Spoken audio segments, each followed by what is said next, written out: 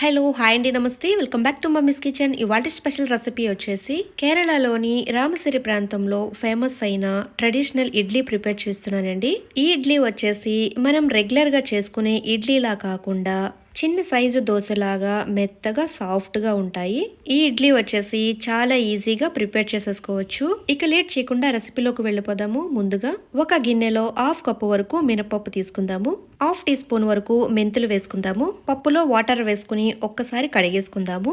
ఇలా ఒకసారి కడిగిన తర్వాత వాటర్ పూర్తిగా తీసేసుకున్న తర్వాత మళ్ళీ వాటర్ వేసుకుని 5 లేదా 6 గంటల వరకు నానబెట్టుకోవాలి. వేరొక గిన్నె తీసుకుని మినపప్పు ఏ కప్పుతో అయితే తీసుకున్నామో అదే కప్పుతో ఇడ్లీ బియ్యం తీసుకుందాము. 1 కప్పు వరకు ఇడ్లీ రైస్ తీసుకున్న తర్వాత అదే కప్పుతో అన్నం వండుకునే రైస్ తీసుకోవాలి. 1 కప్పు వరకు ఇందులో వాటర్ వేసుకుని నీట్గా కడిగిన తర్వాత వాటర్ అంతా తీసేసి మళ్ళీ వాటర్ వేసుకుని నానబెట్టుకోవాలి. 5 లేదా 6 గంటల వరకు నానబెట్టుకోవాలి. చూసారు కదండి, పప్పు అయితే చక్కగా నానిపోయింది. మినపప్పుని 3 లేదా 4 సార్లు కడిగి పక్కన పెట్టుకోవాలి. ఇప్పుడు బియ్యం కూడా చక్కగా నానిపోయాయండి. బియ్యాన్ని కూడా 3 లేదా 4 సార్లు చక్కగా కడిగి ఉంచుకోవాలి. ముందుగా మినపప్పు గ్రైండర్లో వేసేసుకుని మెత్తగా గ్రైండ్ చేసుకోవాలి. మధ్య మధ్యలో కొద్దిగా వాటర్ వేసుకుంటూ గ్రైండ్ చేసుకోవాలి. చూసారు కదండి, పప్పు అయితే మెత్తగా గ్రైండ్ చేసేసుకున్నాము. ఇప్పుడు ఒక బౌల్లోకి తీసేసుకుందాము. మీరు ఒకవేళ మిక్సీలో పప్పుని గ్రైండ్ చేసినట్టయితే కొద్దిగా కూలింగ్ వాటర్ వేసుకుని గ్రైండ్ చేసుకోండి.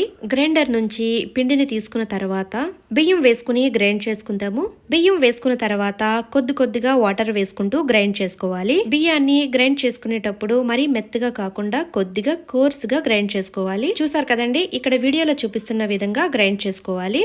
ఇప్పుడు బియ్యం పిండిని మినప్పిండిలో వేసేసుకుని మిక్స్ చేసుకోవాలి. పిండిని మిక్సీలో గ్రైండ్ చేసుకున్నట్టయితే కొద్దిగా వాటర్ ఎక్కువ వేసుకుని మిక్స్ చేసుకోవాలి. పిండి కూడా చక్కగా పులుస్తుంది, అలాగే సాఫ్ట్ గా వస్తాయి ఇడ్లీ. కొద్దిగా వాటర్ వేసుకుని మిక్స్ చేసుకున్న తర్వాత చూసారు కదండి, పిండి అనేది ఈ కన్సిస్టెన్సీలో ఉండాలి. ఇప్పుడు మూత పెట్టేసుకుని ఒక నైట్ అంతా పులవనివ్వాలి. చూసారు కదండి, తర్వాత రోజు పిండి అయితే చక్కగా పులిసింది. ఏ ఇడ్లీ వేసుకున్నా సరే పిండి పులిస్తేనే చక్కగా సాఫ్ట్ గా వస్తాయి ఇడ్లీ. ఇప్పుడు పిండిలో టేస్ట్ కు తగ్గట్టుగా సాల్ట్ వేసుకుందాము. నేను ఇక్కడ 1 టీ స్పూన్ వరకు సాల్ట్ వేస్తున్నాను. సాల్ట్ వేసుకున్న తర్వాత ఒకసారి చక్కగా మిక్స్ చేసుకుందాము.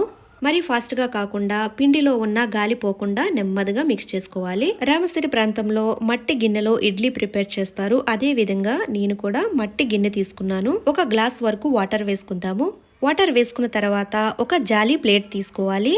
ప్లేట్ గిన్నె పైన పెట్టిన తర్వాత ఒక తడి కాటన్ క్లాత్ వేసుకోవాలి. క్లాత్ పైన ఇడ్లీ పిండి వేసుకోవాలి. ఈ ఇడ్లీ వచ్చేసి కొద్దిగా వెడల్పుగా పెద్ద సైజులో వేసుకోవాలి. ఇలా పిండి వేసుకున్న తర్వాత మూత పెట్టేసుకుని ఒక 10 మినిట్స్ వరకు ఉడికించుకోవాలి. చూసారు కదండి, 10 మినిట్స్ తర్వాత ఇడ్లీ అయితే చక్కగా ఉడికింది. ఇలా ఒకసారి ఇడ్లీని చెక్ చేసుకున్న తర్వాత తీసుకోవాలి. ఇలా ఉడికిన ఇడ్లీని ఒక ప్లేట్లోకి తీసుకుందాము. చూసారు కదండి, చిన్న సైజు దోశలాగా చాలా సాఫ్ట్ గా భలే వచ్చింది. ఇప్పుడు మరొక పద్ధతిలో ఇడ్లీ అయితే వేసుకుందాము. రోటీ కాల్చుకునే జాలి తీసుకోవాలి. మట్టి గిన్నెపై ఉంచి క్లాత్ వేసుకుందాము. క్లాత్ వేసుకున్న తర్వాత ఇడ్లీ పిండి వేసుకుందాము. ఇలా మట్టి గిన్నెలో వండడం వల్ల ఇడ్లీ అనేది మంచి టేస్ట్ వస్తుందండి. ఇడ్లీ వేసుకున్న తర్వాత ఆవిరి బయటికి పోకుండా మూత పెట్టేసుకుని 10 నిమిషాల పాటు ఉడికించుకుందాము. చూసారు కదండి, దూది లాంటి మెత్తటి ఇడ్లీ అయితే రెడీ అయిపోయింది. ఇలా ప్లేట్లోకి తీసుకున్న ఇడ్లీని ఒక మంచి టేస్టీ చట్నీతో తింటే చాలా టేస్టీగా ఉంటుంది. కారపొడి వేసుకుని కొద్దిగా నెయ్యి వేసుకుని తిన్నామంటే ఇంకా రుచిగా ఉంటుందండి. ఇలా కానీ చేసి పెట్టారంటే మీ ఇంట్లో వాళ్ళు కడుపు నిండా తినేస్తారు.